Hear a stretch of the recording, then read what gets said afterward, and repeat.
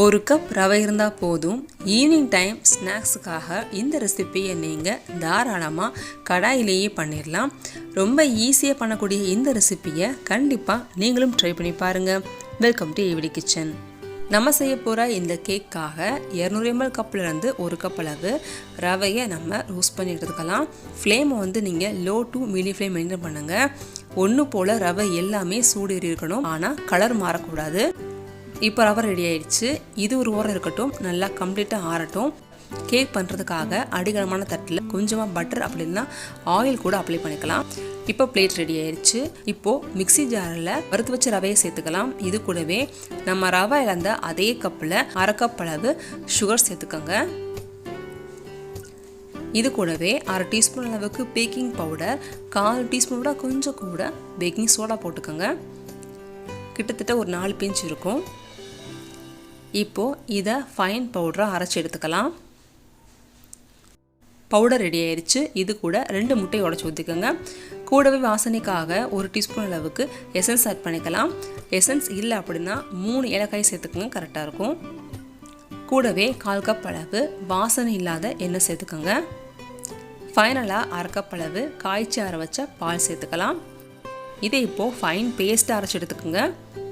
அரைச்சி எடுத்த இந்த ஃபைன் பேஸ்ட்டை நம்ம ரெடி பண்ணி வச்சுருக்கிற பிளேட்டுக்கு மாற்றிக்கலாம். இந்த ரெசிப்பியில் ஒரு சின்ன ஃபால்ட் இருக்குது, அது என்னங்கிறத கடைசி சொல்கிறேன். இதே மாதிரி டேப் பண்ணிக்கோங்க. அடுப்பத்தை வச்சுட்டு கடாயில் ஒரு ரிங் வச்சுக்கலாம். கண்டிப்பாக பிளேட்டும் அந்த கடாயும் டச் ஆகக்கூடாது, சீக்கிரமே கேக் பேர்ன் ஆகிடும். அதனால் ஒரு ரிங் வச்சுட்டு அதுக்கப்புறமா இதே மாதிரி பிளேட்டை செட் பண்ணிவிட்டு டைட்டாக மூடி வச்சுருங்க. மீடியம் ஃப்ளேமில் 20 நிமிஷம் இது பேக் ஆகட்டும்.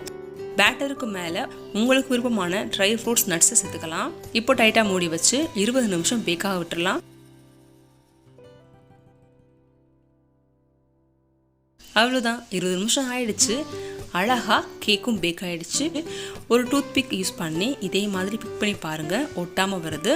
இப்போ அடுப்பை ஆஃப் பண்ணிவிட்டு கம்ப்ளீட்டாக கேக்கை ஆற விட்டு சைட்ஸில் நைஃபை யூஸ் பண்ணி கேக்கை அழகாக வெளியே எடுத்தாச்சு.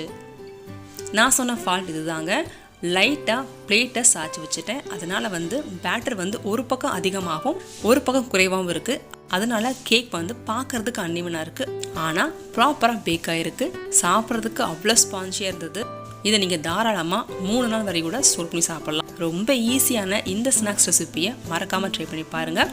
உங்களுக்கு ரெசிபி பிடிச்சிருந்தா மட்டும் சேனலை சப்ஸ்கிரைப் பண்ணி சப்போர்ட் பண்ணுங்கள். இந்த ரெசிப்பியை உங்கள் ஃப்ரெண்ட்ஸ் கூட ஷேர் பண்ணிக்கோங்க. தேங்க்யூ ஃபார் வாட்சிங்.